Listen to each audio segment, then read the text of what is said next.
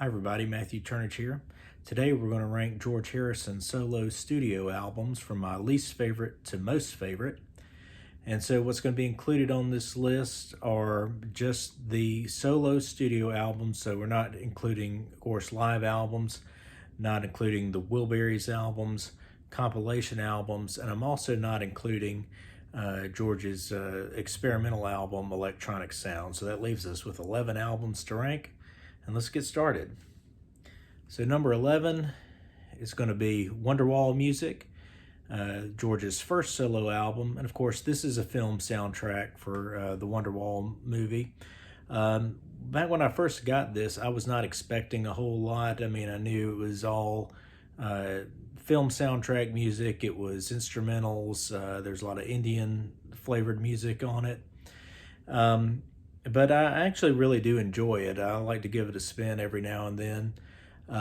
But while it is a nice diversion every once in a while and good background music, it's not the sort of thing that really grabs me and doesn't elevate itself above his other albums that are more traditional rock music solo albums. So that's number 11. Number 10 is going to be Somewhere in England. Now this album, like several of these here toward the bottom of the list, really suffers from inconsistency. There's a few good tracks on it that I really like. On this one, you've got Blood from a Clone, I really enjoy. Of course, all those years ago. Unconsciousness Rules is pretty good. Teardrops.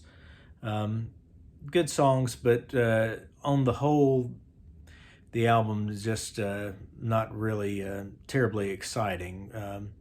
Okay, but not anything to write home about. So Somewhere in England comes in at number 10. At number 9, Extra Texture. Somewhat similar to Somewhere in England in that there are a few standout tracks, and on this one, You, of course, is the really great song. So good, in fact, that they had to juice up side 2 a little bit by kicking it off with a bit more of You.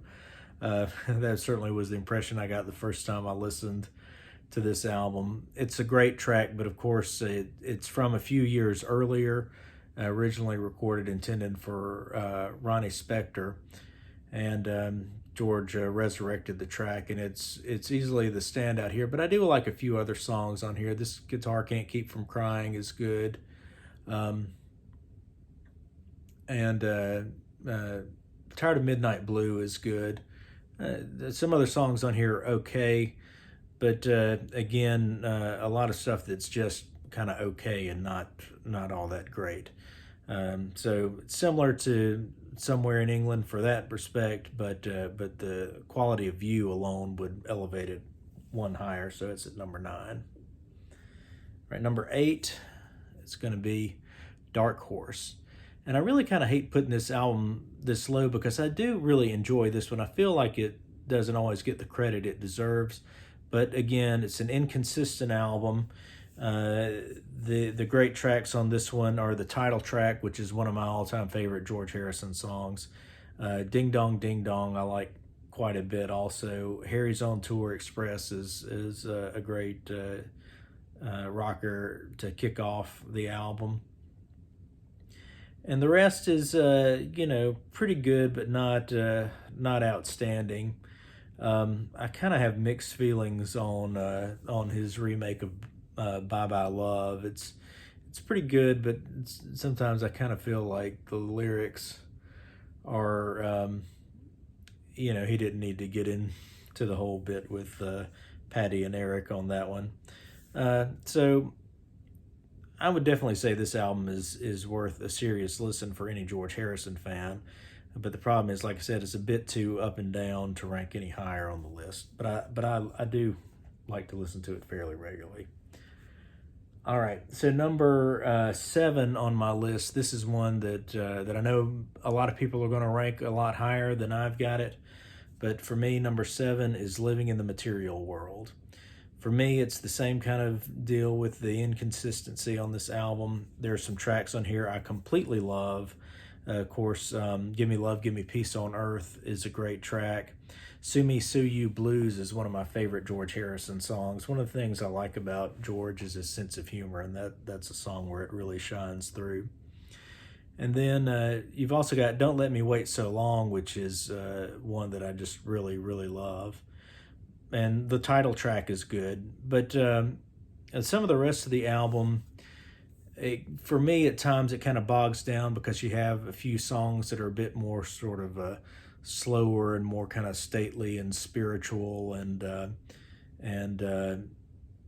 just feel like it just doesn't have the energy level kind of drops for me going through those tracks. I know a lot of people love those songs and love this album, and may rank it even as high as the top two or so for George. But for me, it just doesn't keep me all the way through the way the albums above, or some of the albums above this do. So number 7, Living in the Material World. Number 6, people thought I had that one too low. They probably think I have this one too high. Number 6 is Gone Tropo for me. I think this album is a bit underrated too. It's a fun album. And maybe that's part of the thing for me. I like music that has a lot of fun, and Living in the Material World sometimes is a bit too serious and not enough fun. There's a lot of fun on Gone Tropo for me. I like Wake Up My Love a lot. That's the Way It Goes, I think, is a great tune. The title track, it's not an outstanding album all the way through, but it is a fun album, a good listen. It has a really nice vibe to it, and also as a Deep Purple fan, it's kind of a fun little footnote on this one is Deep Purple's John Lord, who was George's neighbor, makes an appearance on Circles, the album closer. All right, number 5, 33 1/3. So Dark Horse and Extra Texture, George is kind of going through a period where he seems to be unhappy. There seems to be a lot of unhappiness in several tracks on those two albums, but he's back in a good mood for 33 1/3. It's a much more positive sounding album, and it's got so many great songs on it. Woman, Don't You Cry for Me. This song is, and again, that George Harrison sense of humor. I love the lyrics to this song. It cracks me up every time, and of course the video is a classic. We also got Cracker Box Palace on this one. It's What You Value is another one that I really like. So this is a really strong album. A great listen all the way through. So number 5 for me, 33 1/3. Number 4, be George Harrison, the self-titled album.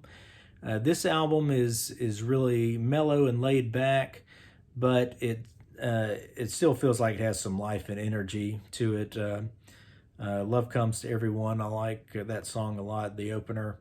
Of course, he reworks the song that the Beatles recorded for the White Album but didn't release, Not Guilty. It's a nice version, although I prefer the Beatles version from the White Album Deluxe Edition. Here Comes the Moon is a good track. As far as George's sort of sequel songs, that one's probably my favorite. Blow Away is the outstanding track on this one. But they're all good on this one. It's a great listen. George Harrison at number 4. So number 3, CloudNine. So this album was my introduction to George Harrison as a solo artist. I remember the video for Got My Mind Set on You in pretty regular rotation in MTV back in the day, and this album came out right at the time I was really starting to really take a more serious interest in music. And there's a ton of great songs on this one. The title track is great, but in particular for me on this album, Fish in the Sand, When We Was Fab, Devil's Radio, and Wreck of the Hesperus, to me are the tracks on here that I just absolutely love. It's a great album. George and and Jeff Lynne made a great team on this album. I like Jeff's production. Really brought George back to the forefront at a great point in his career.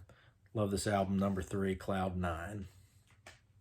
All right, number 2 is the album that a lot of people take for granted as being number 1, but for me it comes up just short, and it's going to be All Things Must Pass. It is a great album, but I've talked about this a little bit before. The thing for me about this album is I evaluate it as a triple album. You've got the Apple Jam on sides 5 and 6, which is fine but not outstanding. And side 4 for me is also a bit uneven because I like Art of Dying, and Hear Me Lord is good. Isn't It a Pity version 2 is fine, but it doesn't stack up to version 1, and so having them both on there to me feels like a bit of a waste. And then I really just don't like I Dig Love, to be honest. But the first 3 sides are absolutely killer. I love all those songs. And some of my all-time favorite George Harrison songs on this album you have are Wah Wah, What Is Life, Beware of Darkness, Apple Scruffs, All Things Must Pass. You really can't go wrong with the first 3 sides on this album for me. They're all great tracks. George really made a very strong statement with his post-Beatles solo debut. And, you know, no self-respecting Beatles fan can be without this album. But, like I said, for me, it's number 2. And number 1 is Brainwashed, George's posthumous release. He really had some strong material he had put together here in the last years of his life, and it just, to me, as a complete album, it just really comes together very well. Again, working with Jeff Lynne, and a lot of great lyrics on this album too. Some of the songs I really think that as George was going through his health issues and dealing with recovering from the attack that almost killed him. Lyrics to songs like, especially Looking for My Life is probably my favorite song on here, and absolutely one of the best songs George ever did to me. They really, really get to me. It's just an incredible song. Also, you have Any Road is a great song. Pisces Fish I like a lot. Rising Sun is a great one. I mean, I could really talk about all these songs. Run So Far is another really good one. Of course, Eric Clapton had previously recorded it on the Journeyman album, and I always liked that version, but George's solo version is a bit better. And the title track, of course, is great, and that also features a guest appearance by John Lord of Deep Purple. So that's also another fun little bit for a Deep Purple fan like me. But it's just an amazing album, start to finish. So my number 1 George Harrison album, Brainwashed. So those are my ranking of George Harrison's solo albums from my least favorite to most favorite. Let me know in the comments which ones are yours. Thanks.